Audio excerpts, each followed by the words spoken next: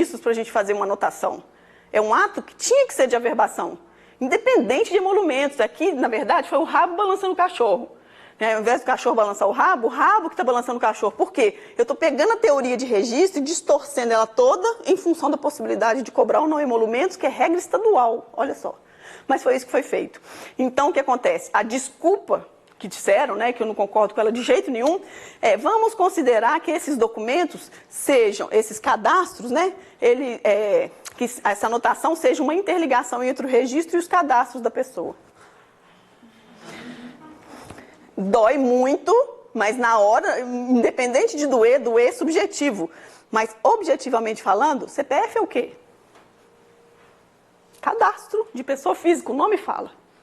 Então, se eu estou falando que a desculpa para fazer a anotação é que esses atos são cadastrais, o CPF, então, tinha que ser por anotação.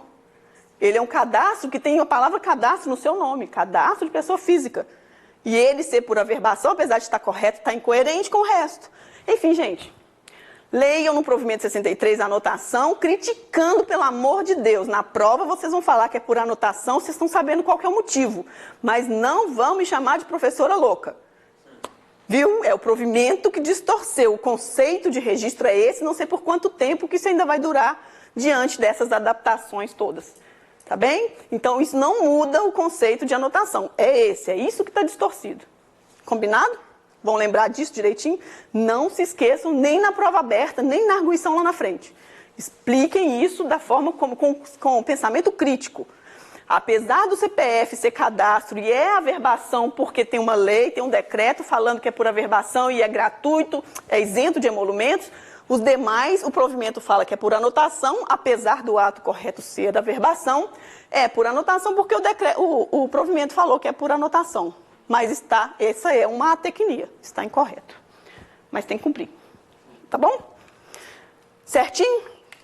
Certidão em resumo, matamos a primeira parte do provimento 63. Certidão por quesitos, ela não é muito utilizada, ela é muito pouco comum. O que é a certidão em quesitos? Eu pergunto para a Roberta, qual que é o nome do seu pai? Aí a Roberta falou, eu acho que é esse. Vamos lá no registro civil, que é onde a gente sabe qual que é a filiação da Roberta? Registrador civil, qual que é o nome do pai da Roberta? Onde que nós estabelecemos a filiação? No registro de nascimento. Agora eu fiquei preocupada com umas carinhas aqui, gente. Aproveitando e vamos puxar lá do casamento. Alguém teve uma exclusão de paternidade e inclusão de uma nova paternidade. Ou teve qualquer alteração no nome do pai, da mãe, independente, na filiação. Para eu fazer essa modificação, a pessoa que já foi casada 20 vezes, em qual registro que eu vou fazer essa modificação? No de nascimento. Professora doida, são 20 casamentos, o cara usa a última certidão de casamento, o que adianta se alterar aqui no nascimento? Pensa bem. O que está sendo alterado? É o nome do pai? Não, está sendo alterado o estado de filiação da pessoa que é estabelecido lá no registro de nascimento.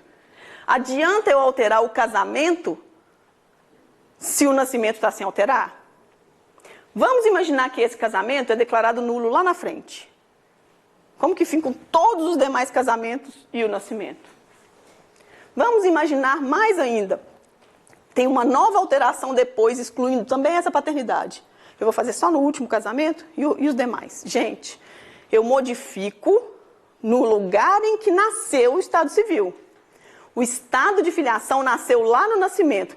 Ninguém usa certidão de nascimento mais. Mas e daí? O que eu estou modificando? É o nascimento.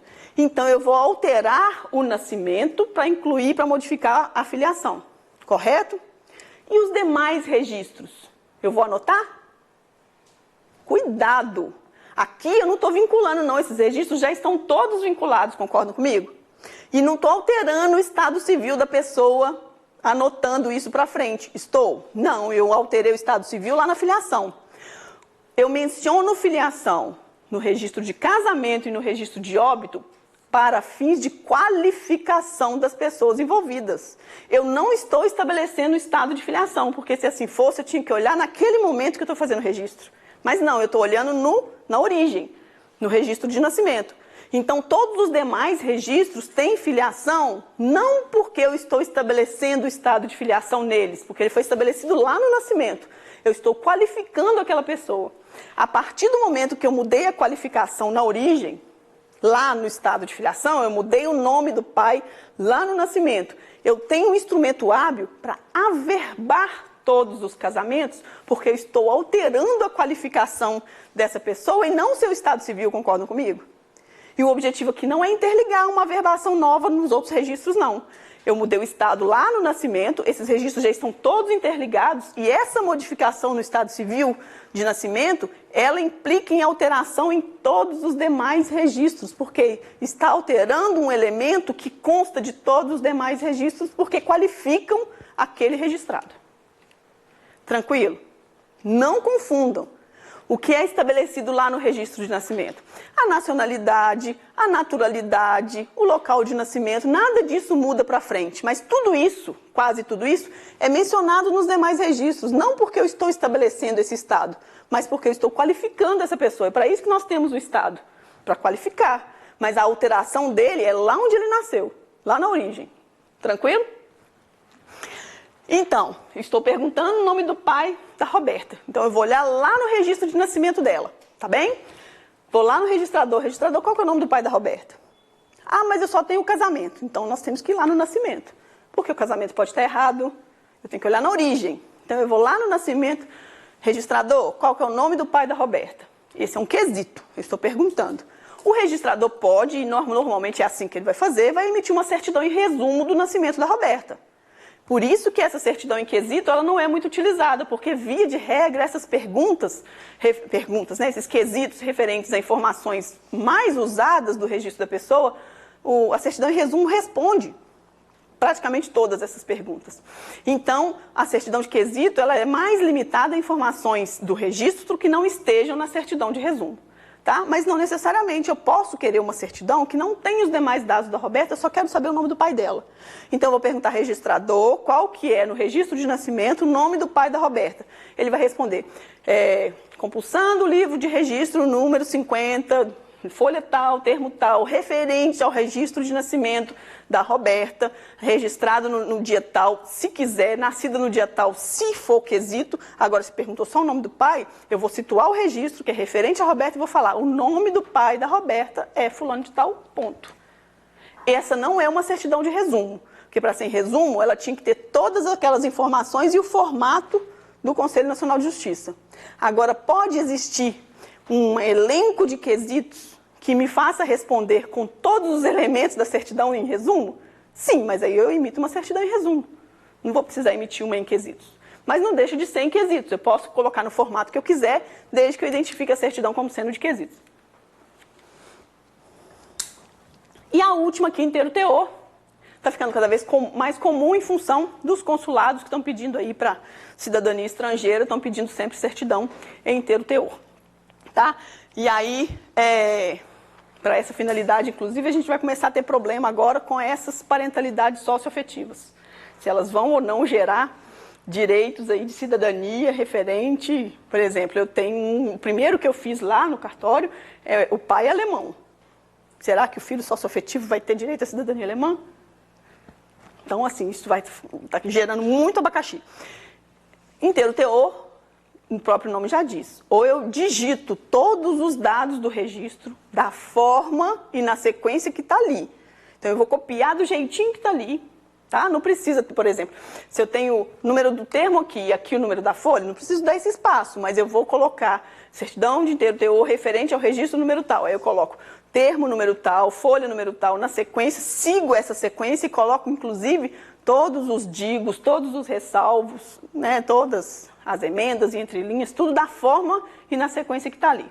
Agora eu posso fazer, e aí a gente consegue entender como que é o inteiro teor, por cópia reprográfica. Se eu posso xerocar esse livro, significa que a certidão inteiro teor tem que ter todo o teor do jeito que está ali. Então, eu consigo imaginar como que tem que ser a digitação. Tranquilo? Essa é a certidão de inteiro teor. Então, ela pode ser por cópia reprográfica ou por digitação. Aí, gente, esse registro de nascimento, nós vamos fazer uma pequena pausa, mas eu queria só amarrar a parte geral no nascimento. Nós falamos aqui na parte geral de vários conteúdos que são do registro de nascimento. Por que que nós fizemos isso? Eu falei lá no início, mas eu quero repetir para ficar bem claro. O nascimento agora não vai ser do tamanho dessa parte geral. Essa parte geral é uma introdução teórica de tudo e envolve todos. Nós falamos de transcrição, de emancipação, de interdição, de óbito, de casamento e de nascimento, correto? Várias teorias em torno disso. E falamos de teorias que estão ligadas a todas as espécies de registro. Agora, nós vamos entrar nos conteúdos específicos, delimitando informações que a gente não viu e ligando o que a gente viu a esse conteúdo específico agora. Tranquilo? Então, nós vamos fazer uma pequena pausa agora. A gente volta depois do almoço, daqui 1h30, é isso? Tafarelo. Daqui 1h30 a gente volta depois do almoço e aí a gente continua falando dos registros específicos. Tá bem? Muito obrigada e até já.